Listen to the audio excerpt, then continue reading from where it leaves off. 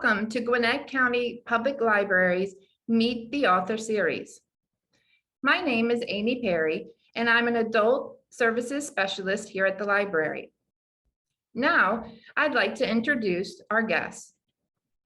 Ron Zgolowski served in the United States Marine Corps during the Vietnam era from 1970 to 1972. He is the founder of the nonprofit organization, The Long Walk Home, which raises awareness for veterans experiencing PTSD, and its mission is to prevent suicide. Ron has a powerful story to share, and he will speak about his journey. Ron is the author of the book, The Long Walk Home, a veteran's barefoot journey across America.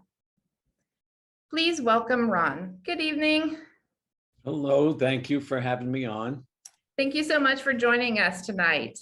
We're going to get right started with your barefoot journey, because I know many of our viewers are very curious to find out what exactly motivated you to walk across the U.S. barefoot. How it happened, I won the draft lottery, and that's how I ended up in the Marines, because back then they were drafting us.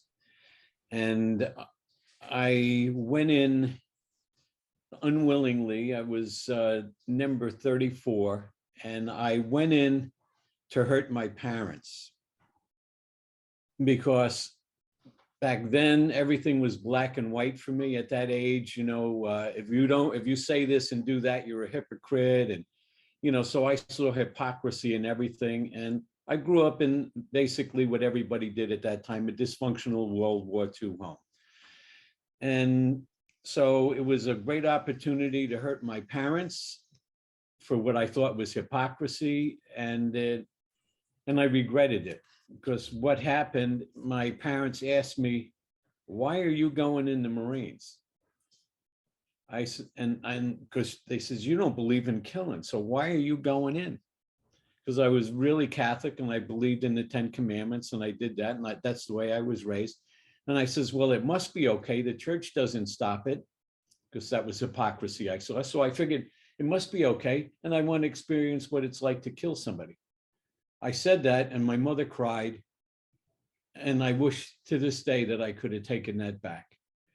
Because you think you know what you want, but you have no clue when you get it, what it's going to be like. So I go in, get into a fight with my commanding officer, have orders to go to Vietnam. And he invites me into his office and said, "What do you think of that, Zaleski?" I says, "I think the only way you're going to get me over there is if you chain me to a helicopter, because I'm not going." He says, "Is that right?" I said, "That's right."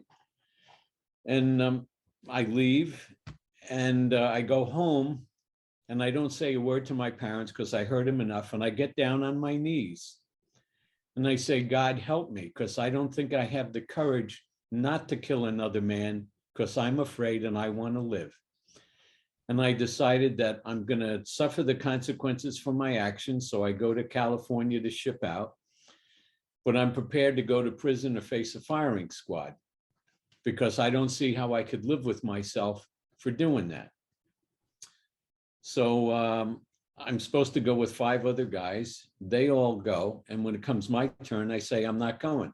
And the guy says, "Don't worry, you coward, your orders have been changed." And I'm like, thank you, God, because I'm 19, and, you know, I'm not thinking. I'm not using all my facilities. And plus, I have no life experience. So, you know, I don't give it another thought till a month before I get out, and I see one of the 5, and he's limping. And I said, "What happened?" He says, "We all got shot and 2 died." So at that moment, I was flooded with guilt, anger, rage, just all the emotions all at once. And I decided I didn't want them to have died and suffered for nothing. They fought for my freedom. I can do what I want. I'm not wearing shoes. So I get out, I'm not wearing shoes. And I don't even tell people I'm in, because they're calling me baby killer, like they did to a lot of us when we got out, and they were not kind to us. So nobody knew. And if somebody asked me, they'd say, "How come you don't wear shoes?" I'd say, "I don't feel like it." "You got a problem with that?" Because I would fight with anybody. I was one angry young man. I stayed angry for 33 years. And when I realized that I was a victim, I blamed everybody for everything. It's the government's fault, it's the church, it's the politician, it's everybody's fault but mine. But what happened, 9/11 happened, and that brought a lot of stuff started bubbling up, and I was starting to have dreams about, the guys screaming in the barracks because of, all the stuff they saw overseas. And then when I heard the verbiage, we've exhausted every resource and our only recourse is war. That's the same thing they said when I was in. And I was furious. And then what happened was I owned a gym, a scuba shop and a health club. My favorite job was teaching little kids to swim. I'm bringing the little kids to the edge of the pool to teach them to swim. And one kid says to me, this little 6-year-old says, how come you don't wear shoes? It was like God hit me with a baseball bat and said, what are you doing? That's the first person I told why I didn't wear shoes in 33 years. When I told that child, I realized I had a hollow memorial, a meaningless penance. I hadn't helped a soul, and that was unacceptable to me to allow what's going on to continue. So I decided I had to do something. So I did my first walk. We did the Appalachian Trail barefoot in 2006 and 2007. And I figured, well, doing it barefoot, might get some attention. And because I don't have money, I'm not a good speaker, I'm not well connected. So maybe this will help get the word out about post-traumatic stress. Well, I did that walk and I discovered that it was my penance to forgive myself. And I realized what I had done wasn't enough, because I just figured, well, I'll get people to write their congressman. I don't have to do anything else. Well, that wasn't enough because I saw nothing get done. So then I walked across the country barefoot, but this time I made a plan and had a petition because I wanted to get it instituted and get mandatory counseling for everybody. Because I thought, I'm brilliant, nobody else has thought of this but me. So, I'm going to get this instituted because, they just don't know. And, and I was naive and arrogant. So I walked across the country, and what happened was not, because I thought I'd be a hero, get people to sign a petition, get it railroaded through Congress like, Mad Mothers Against Drunk Drivers did. And, I'd be this big hero. Well, the reason why it didn't get railroaded through was because every parent I held blamed themselves and took full responsibility for their child's death. In Mothers Against Drunk Drivers, they had somebody to blame. So, it's not my fault, it's that drunk. So, we can attack him. But what I was asking for was people to take responsibility for what's going on. Nobody wants to do that. And if the mothers and fathers are going to take full responsibility, I'm free of that, it's not my fault. So I didn't realize that. And I didn't realize also how hard it was going to be. I cried every day for 10.5 months while the mother would hold me and blame herself for a child's death and then hold me like I was that child. And they all said the same thing to me. They said it above a whisper. It's my fault. He told me. I didn't believe him. I should have known it's my fault. I heard that every day for 10.5 months. It was brutal. And if I didn't believe in a God, I would have killed myself on that trip. I would have never finished it, but how do you tell a mother that your feet hurt? How do you tell a mother or a father or a brother or sister that, you had enough, you can't do this? They lost everything they owned. And they blame themselves. And the reason they blame themselves is because they thought that little boy or that little girl that left that they knew and they raised to be good and decent people and to love went and did things that are unspeakable that they couldn't even forgive themselves for. And they didn't know that person that came back. They thought they did. They looked the same, but that's not the same person. That person is completely changed. So when the child would say, I feel like killing myself, they couldn't wrap their heads around it. And they wanted to deny it because they thought they still knew that child. So that's part of why I wrote the book, so that people would understand, that people say, oh, just get over it. You're home. How do you get over it? The way I tell it to people that are civilians that, think, oh, just get over it. You're home, you're safe. Okay, you're driving your car. You got your whole family in your car. You're in this horrific accident. Everybody gets killed but you, and it might be your fault. We'll never know. Get over it. When you get in a car, accidents happen. You're safe. What are you worried about? Then they can understand it. You can read about a roller coaster, but reading about it ain't nothing like the ride. And it's the same with the military. We're just like you. We've just had a different experience. And on top of it, people say, oh, post-traumatic stress, you guys are all messed up. We have a moral injury because we're raised our whole lives to be good and loving. Then we take a child that we nourished like that, and our society as well, and then train them to kill for 12 weeks. Then we put them in a life and death situation. Then they kill. Then we say, get over it. And then we don't want to hear about it because we don't want to accept responsibility, because the civilians say, well, I didn't kill anybody. You killed them. Who the heck sent an 18-year-old over to kill? He didn't go because he decided that's what he should do. No, our country sent him. Us, we sent him. So to me, we work to try to get them close to home as possible, because when we get out, we're angry. We don't have a purpose. So we have a mentorship program which we've developed, which is to help them shift from being angry to mindful, to help them heal damaged relationships, because when we get home, we burn bridges because we're so angry. We hurt everybody around us, especially our family who's in the impact zone. So we give them tools to help them do that. And then we give them tools to create a new mission. And we don't say anybody's broken because, you think, oh, this guy's broken.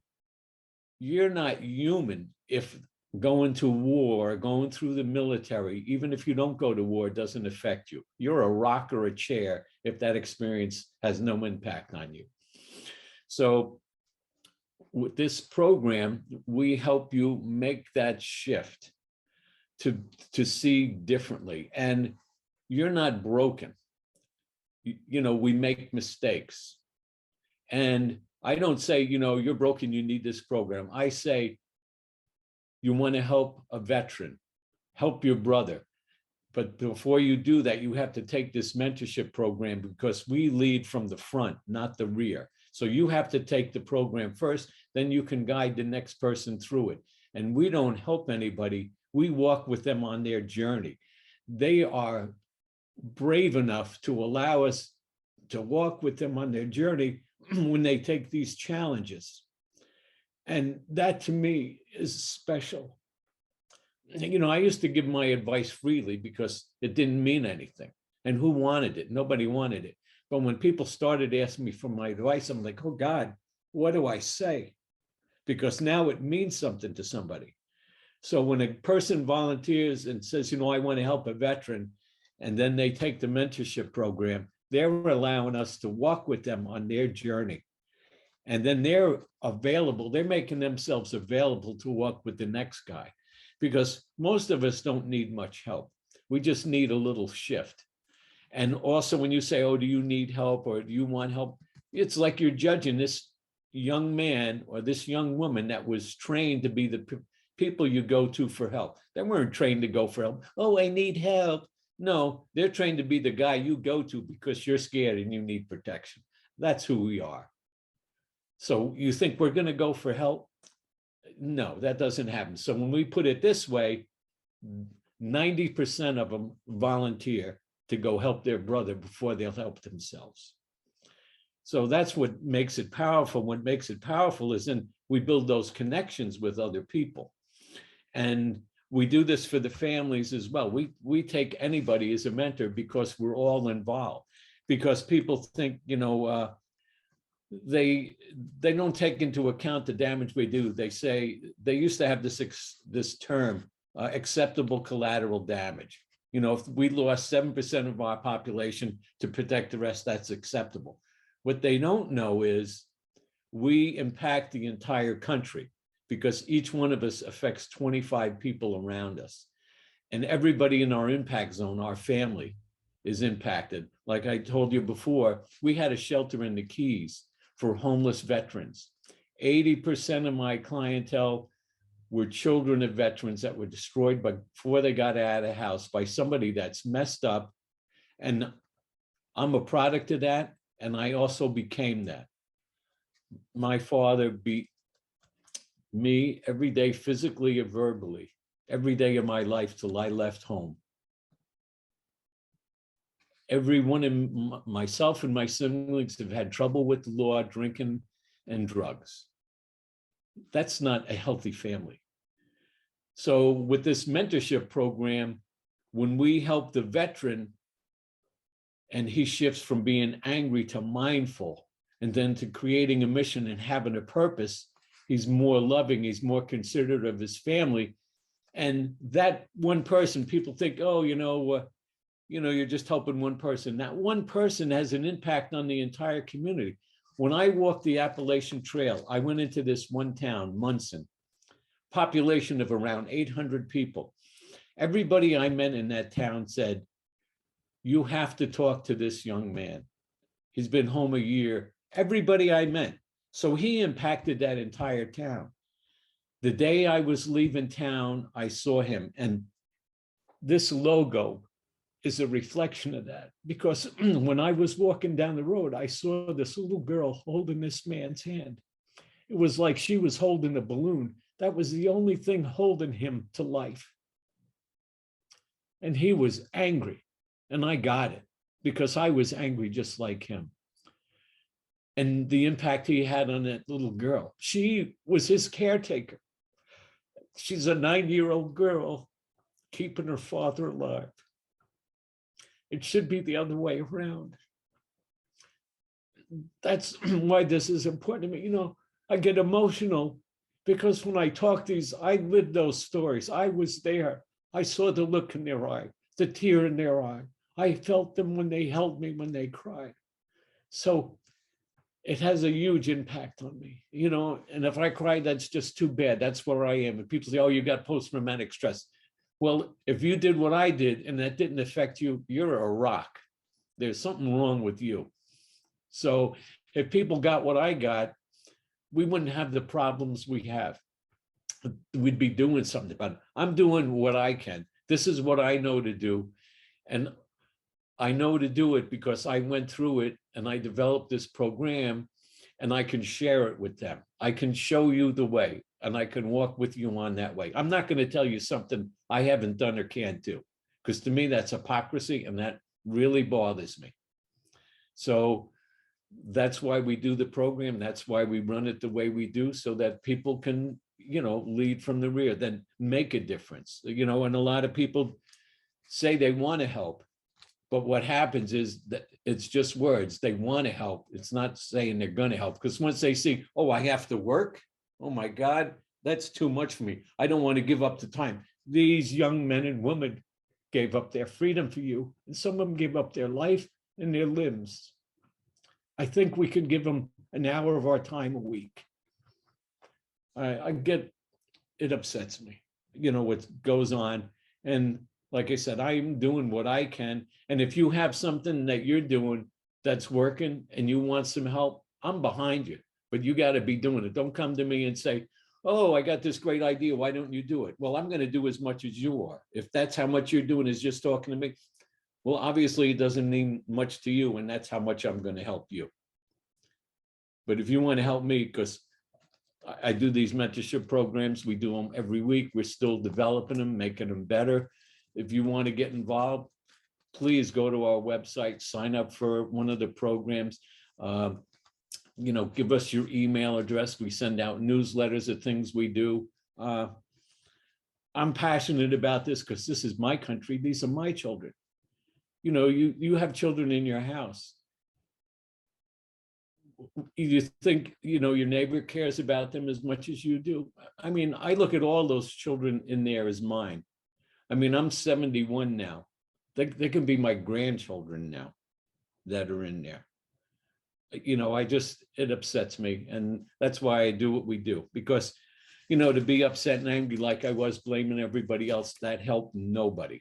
And I couldn't live with myself once I realized I'm the problem. I'm a Marine. I will die a Marine. I will die a Catholic. I'm not a good Catholic and I'm not a good Marine, but by God, I'm back for the wounded. And that's, I feel more of a Marine now doing this than when I was in and wouldn't go fight overseas. So I feel good about myself that I'm doing that. And I think it's up to each one of us. If you're in this country and you don't like it, leave. If you believe in this country and you like it, do something about it to make it better. And you know what? You don't have to do this program, but if you just see a stranger on the street and look him in the eye and say, hey, how you doing? Or you see a veteran, instead of just saying, you know, hey, thank you for your service, look him in the eye when you hold that hand and say, thank you for your service. What can I do for you? Because so many people say, oh, thank you for your service. And I say, well, what are you going to do for me today? Or what would you like to do to help? They look at me bewildered and run away. So when you make that statement to something, put something behind it. Don't just have it be lip service. And that would be awesome if you just did that and nothing else, because I talk to these young men and women and they say the same thing.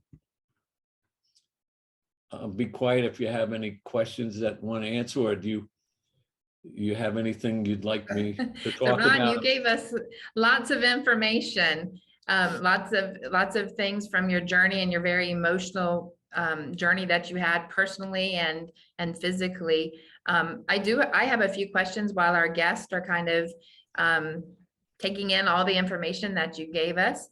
When you were taking your journey in the Appalachian, did you have a purpose other than doing this for your squadron, you know, to walk barefooted? Did you have any other purpose?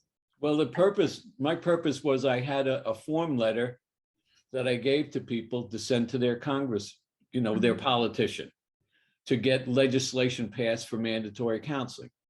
And, you know, that's all I did. And I thought I'm creating awareness for post-traumatic stress. And I would stop in towns and talk to the local papers.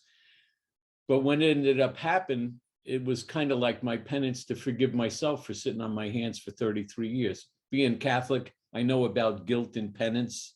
So that's kind of where I went with this, because I was ashamed of myself for, you know, blaming everybody else. When I realized I'm being Polish, I'm a little slow. So it took me 33 years to realize that, hey, you know, what are you doing here? So. And then on your journey across the US, you were maybe more focused on a particular thing you had in mind. I know with the images of you with the sign that 18 vets commit suicide per day. Unfortunately, that number we see your signs have changed over time. But what was going through your mind as you were walking and interacting with Americans along your journey? Well, in the beginning, I was still arrogant in the beginning, thinking, you know, look at me, I'm doing this and I got it all figured out and planned and all that. And then what happened was in the first couple of days, I had a broken headlight went through my foot. And I pulled it out and I started to go into shock, you know, when you get tunnel vision and you get sweaty, you know, and I'm sure I turned white and clam. I know I was clammy. And I packed it with dirt and kept walking. And just a little before that, I got thrown out of a federal building. And I'm walking down the road, having a little pity party for myself, thinking, I can't walk over 3,000 miles. I just walked, you know, 10 miles today. There's no way I can do this. And then also, you know, like my old mantra was, so what, who cares, it doesn't matter. That was my mantra as a victim. And that started to play in my head. And I call up my brother, and I'll never forget this. I say, Mike, I'm questioning my sanity. He says, don't worry, Ron, we all question your sanity. I says, thanks, I needed that. He says, nobody asked you to do this. So that wasn't a real big help. So I kept walking, and I come to this really bad neighborhood. I'm up in the Boston area. And the houses, it's a, I guess you'd call it a slum, I guess.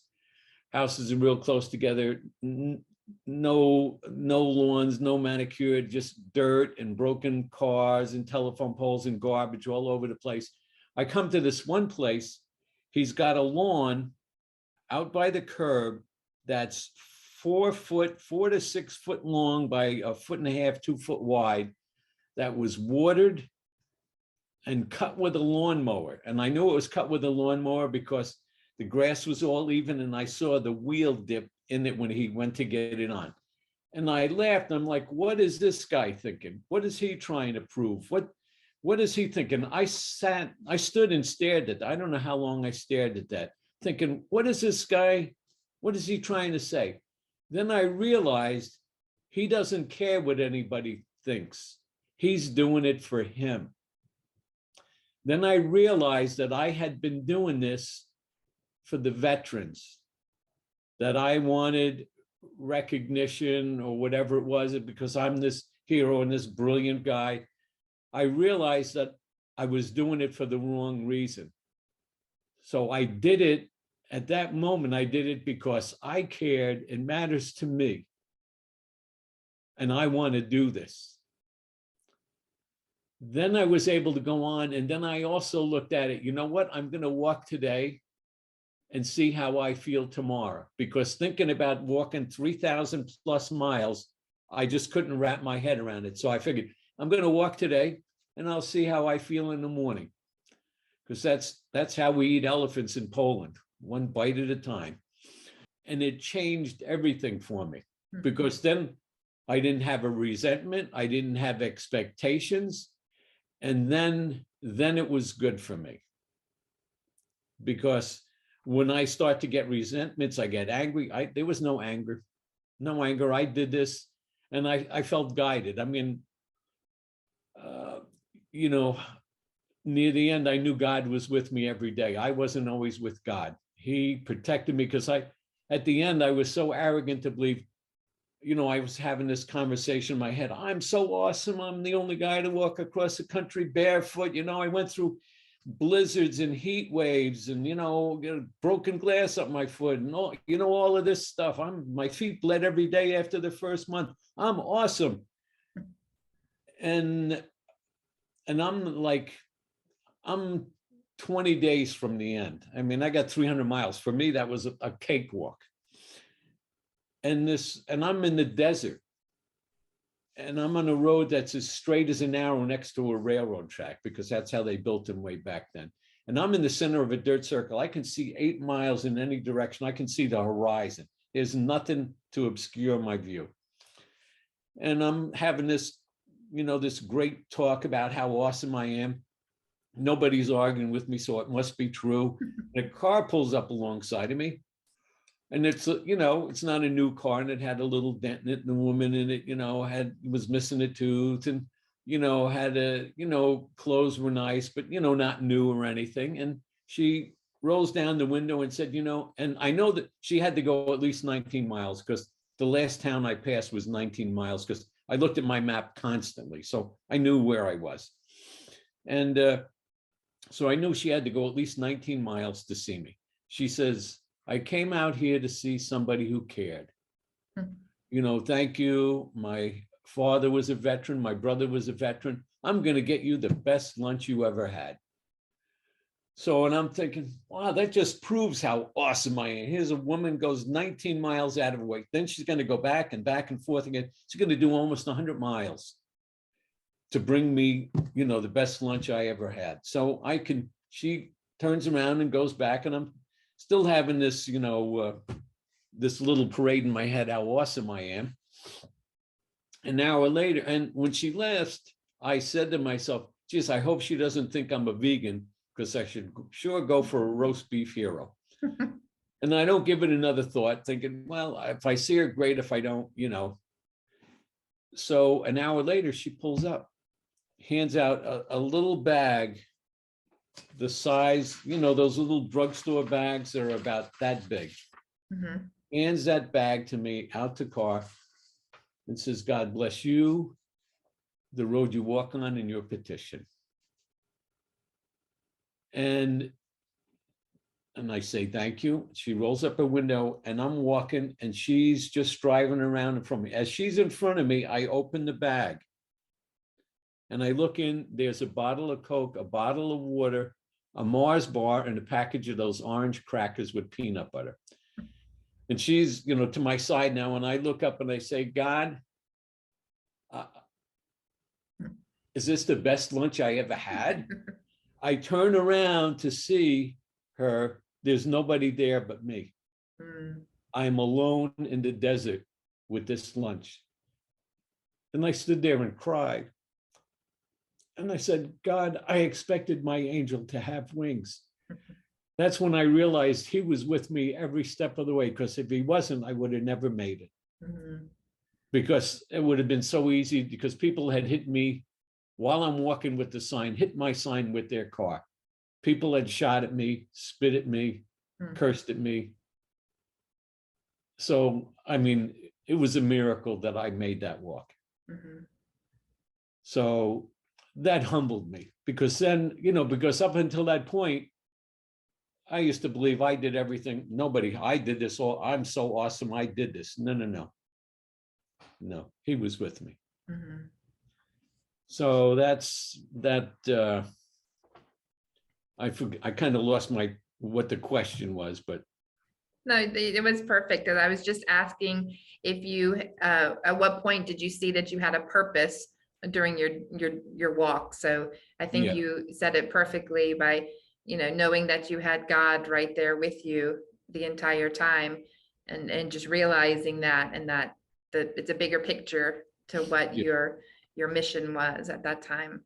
yeah. When I finished, I went to Washington with the petition. I collected over 10,000 signatures myself and another 10,000 on the internet. So I figured I'm going to go to Washington and tell them what to do, you know, because I'm brilliant and they haven't figured this out. They knew exactly what they're doing. And it's pretty much, it seems, well, it seems like most of it's about money and whatever. So I go there to hand this petition to and give it. It's like I was talking to this notebook. Mm. And I cried after I left. And after I left, I realized I don't go tell somebody what to do and then do nothing. Mhm. I go ask them for help and then they'll help me. But in the case of politicians, I go ask them for help for something I'm doing, then give them the credit for it. And so what happened was, because I figured, you know, my work is done, I got this, you know, then I realized I had more to do. I have to do it myself. That's when I opened up the shelter and the keys. And that's when I learned the difference between helping and enabling. One of them is, if they were not able to attend one of the mentor programs that you have, what are some things just in their daily life people can do to assist veterans or those who have just recently come back or have left the military? Just listen. Just listen and don't judge. Because if you haven't been through that experience, to judge somebody on it, just to be open and just to listen, but be sincere and look them in the eye. You know, like we do these assist workshops, which are suicide prevention workshops. And we offered them here. And after we had this thing, a woman calls me, oh, my niece tried to kill herself. Can you help me? I says, well, you know, we had this suicide prevention workshop. Oh, yeah, I know. I didn't go. Didn't have the time. You don't know who in your family is at risk. You know, you have to stay in touch with people and be available for them to talk to. Because if you're not, you're going to have that guilt comes up on you. Oh God, I never knew that they were having a problem. Well, do you even talk to them? Or do you make yourself available? So that's a big thing. And then the assist programs, we do help you deal with that. And the big thing is just to listen to them and say, how are you doing? Is there anything I can do for you? And if they say they feel like killing themselves, you know, talk to them, you know, reach somebody else, you know, make them feel heard and seen, because people, why live if nobody knows you were alive? If nobody cares? A lot of these guys board themselves up in the house because they don't want to deal with people, and they isolate themselves. Oh, nobody cares. Well, if you show you care by just calling them once in a while, hey, how you doing? Hey, you want to go have lunch? Hey, I'm going fishing. You want to go fish? I'm making potholes. You want to, you know, anything. Each of us have a gift we can share with another human being. What is more valuable to you than your time? And when you share that with somebody, that's showing love. I mean, love is what it's all about. I mean, that conquers everything. When somebody feels that you care, there's hope, you're in their corner, you love them, you're concerned about them, that gives a person hope. If you have no hope and nobody cares about you, why should you be here? Nobody's going to miss me. I have no purpose in my family anymore. Why don't I just kill myself, you know, run into a telephone pole, and at least they get my life insurance. Day program, and we deal with how to deal with somebody that's suicidal and how to ask the question. And you know, people think, oh, I'm afraid to say anything, they're going to jump off a bridge. Well, if you say nothing, you definitely got a good chance of them jumping off the bridge. If you say, hey, do you feel like killing yourself? Usually they'll tell you, yeah. And you'll say, why? What can I do? Or, you know, engage with them. Because usually if you get them through 20 minutes, it goes away, because we, you know, our emotions go in waves. Another question is about mental health and the stigma that's attached to it here in the US. And how do we as a society overcome that? I don't know anybody in this world that doesn't need help. Even Christ called out to his Father. Who doesn't need help? And when we start to make divisions, I think that's part of the problem in this country. You're Black, I'm white, I'm Catholic, you're Muslim. You know, at the end of the day, we all have two eyes, ears, and a mouth. We love our children. We all want peace. We all want the same things. Who cares what package it's wrapped in? You know, that's,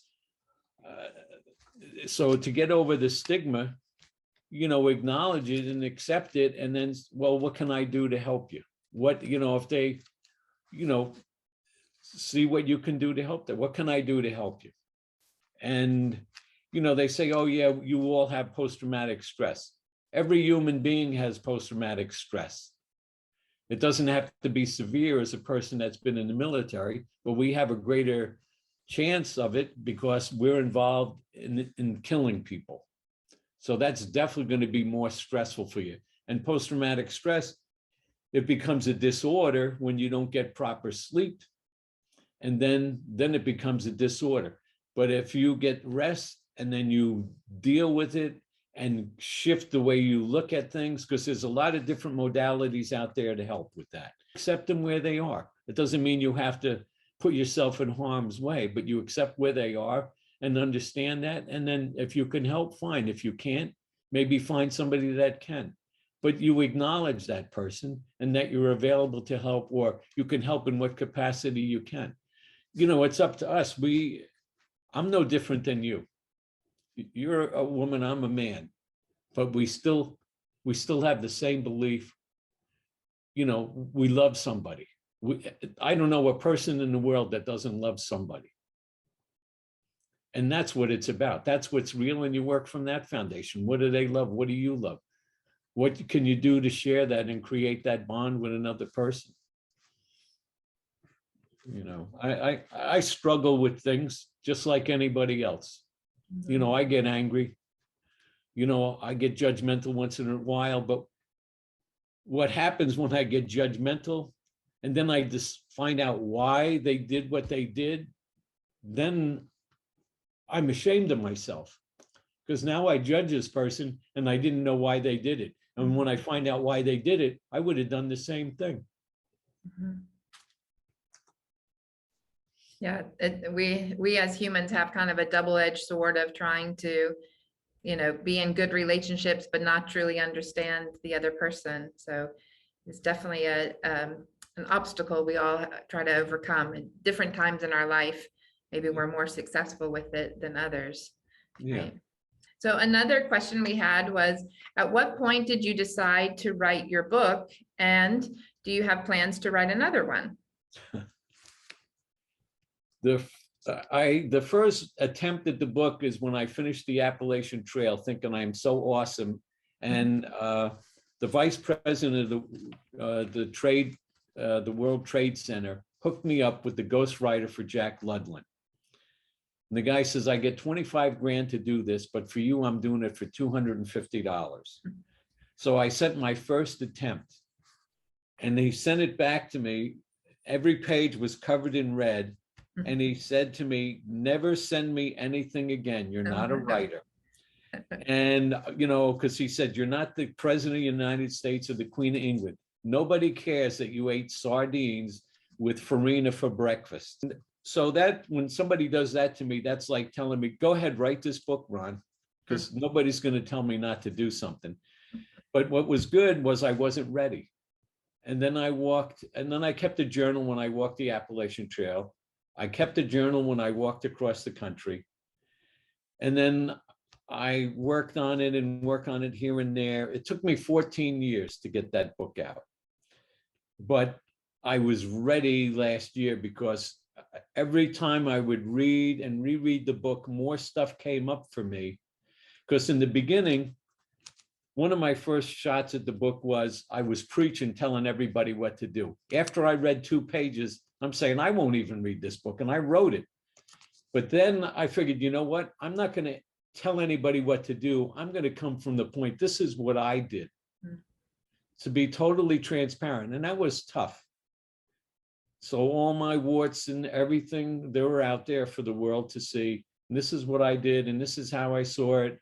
So that maybe somebody could learn and say, geez, you know what? I feel that way too.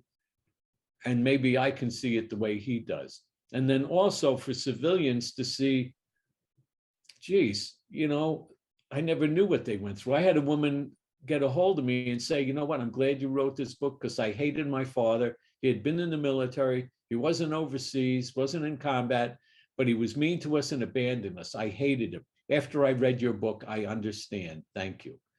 The other reason I wrote the book is so my children would know who I am. It's like I told you earlier, they grow up with you and they think they know who you are, but they don't know you before you had them.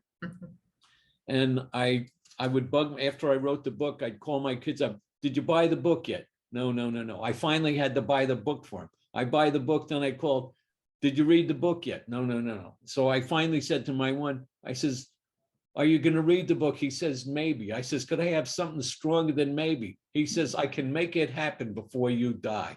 I said, thanks. That's the strongest maybe I ever got. But he did read at least half of the book. So, and he read his part. And I wanted them to know who their father was. So, because to say you're sorry is one thing, but to let them know why you're sorry. Because my father would tell me he's sorry, but he couldn't tell me what he was sorry for. It meant nothing. I'm truly sorry for the stuff I did. And I said exactly what I did and why I'm sorry for it. So that they know. And, if we don't do those things in our own family, how can we heal any relationship? We have all these burnt bridges, we can rebuild those bridges, but we have to be willing and able, to set it up again. So I don't know.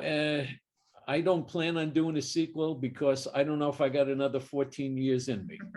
Myself, I come from a very civilian family. I don't have military on either side of my family. So I was just wondering, what are some ways that we as American society can help military families in general?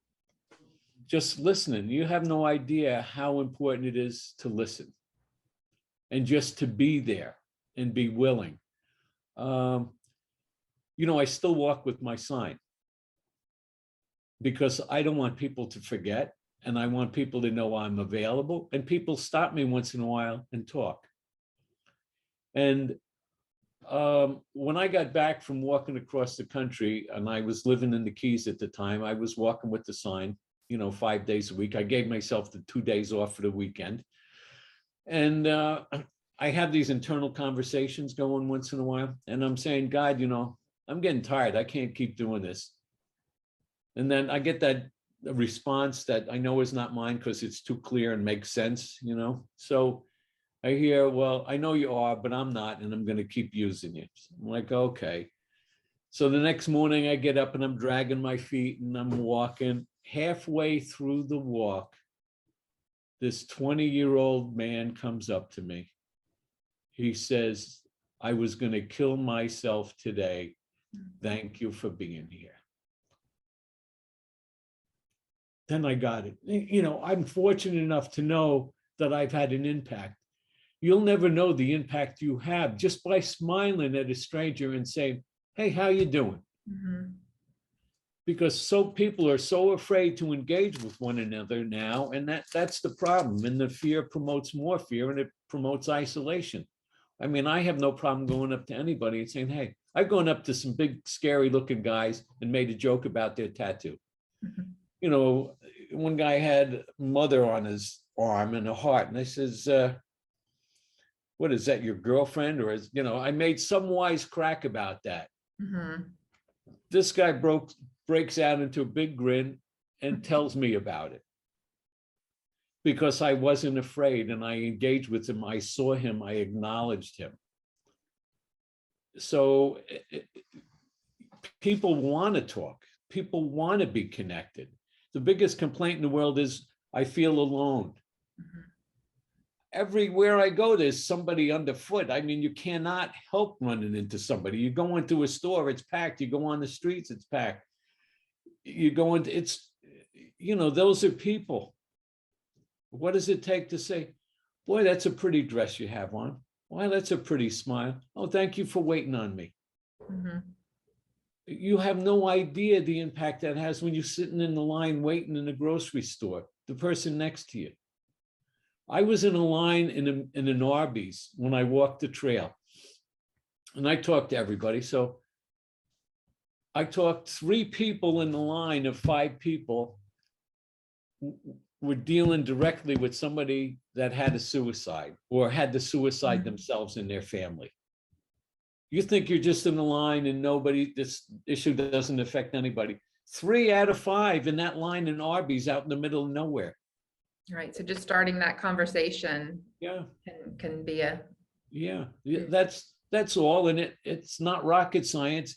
It's that human connection.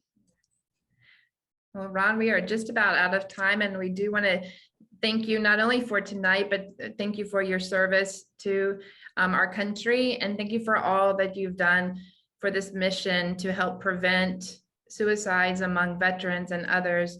We really do value that. And we're so thankful that you were able to join us and share a piece of that experience, your hard times, but then overcoming them and helping others.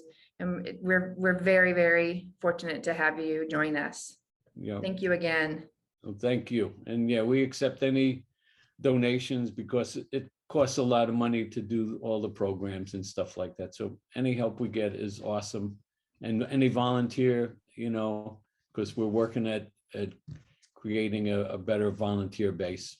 So great. Well, we will be happy to spread that news, and we can only wish great things to come from it. Thank you very much.